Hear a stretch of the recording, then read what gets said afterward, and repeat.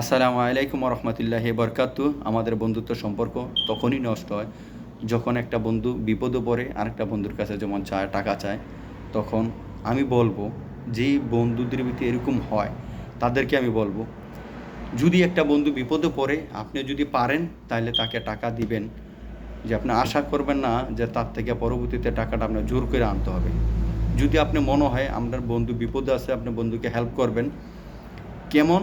যদি সে দিতে পারে বা নাও দিতে পারে, তারপরও বন্ধুত্বের সম্পর্কটা নষ্ট করবেন না, ধরে রাখার চেষ্টা করবেন।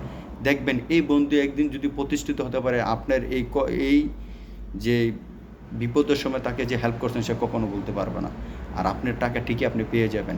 তাহলে আমি বলবো, আর যদি দেখেন আপনাদের বন্ধুত্বের প্রতি এরকম সম্পর্ক যে আমি টাকা দিলে পাবো না, তাহলে বন্ধুত্বটা ধরে রাখুন। একটা বুঝ দিয়ে দেন যে আমার কাছে টাকা না বা আমি দিতে পারবো না, এটা বুঝ দিয়ে দেন। কিন্তু সম্পর্ক নষ্ট করুন না। এই সম্পর্ক থেকে কিন্তু বড় ধরনের একটা রূপ নেয় ঝগড়া সৃষ্টি। তো এগুলোর থেকে আমরা বিরত থাকার চেষ্টা করব। আমরা যতটুকু পারি, পারলে মানুষের পাশে দাঁড়াবো, কিন্তু পরবর্তীতে এই টাকাটা নিয়ে আমরা জোর বাবদ বা ঝগড়া বিবাদ করতে চাই না।